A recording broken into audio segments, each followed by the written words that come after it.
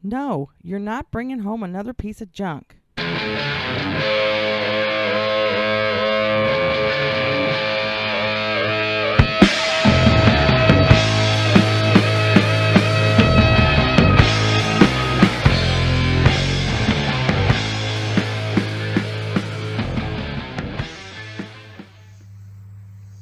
YouTube, out in the country for the weekend and just thought I'd make a quick video.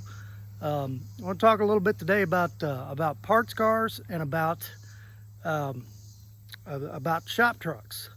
And anyway, that's our place back there. My wife and I bought this cabin about a year ago. It was actually an old abandoned house, and the roof was falling in on it, and the floor was falling in on it, and there was no doors or windows. So after a year, this is what we got. It's livable. We're close to a lake, and we're pretty close to one of the Missouri rivers, and it's just a real nice place to come out in the country and unwind and relax and build some stuff and have a good time.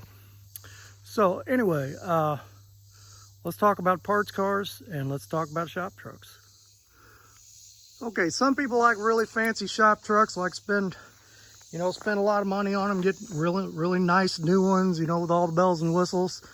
Or build some, some guys build their shop trucks and build old vintage ones. But this is kind of the route I went. This is a 92 GMC 3/4 ton van. I got this from a buddy of mine that owns a salvage yard, and it was sitting there with some electrical problems. I paid $800 for this van, and fixed the electrical problems. It was some wiring in the dash, and put a set of tires on it and did a tune-up. So I guess I got about $1,200 in it. One of the reasons I really like this thing is it's the extended version, so you got 10 feet of hauling space from behind the seats to the back door, so you can put your 8-foot sheets or whatever in there. Or, you can haul just about anything you want. Just a regular old 350 throttle body injected motor. 700 R4 trans. Not a ton of horsepower. They probably make about, 200 horsepower, maybe 210. But they'll go down the road at 75 miles an hour, fully loaded without a struggle. So not very fast, but more than enough power to haul stuff, and it's just a good cheap economical way to go. So that's my shop truck as far as parts cars. So this weekend I bought this guy from a guy up the road. Looks pretty much like my other van here, but I got this for $200, and got another guy up the road to haul it down here. So this thing has been sitting since 2004.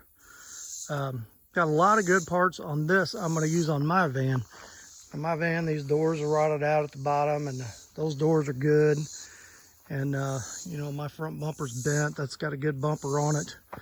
And there's just a lot of little things I can use. But also on my Impala, I think I said before, I want to do throttle body injection on it. So this also has a 350 TBI that is all there. So I'm going to take all the throttle body stuff off there.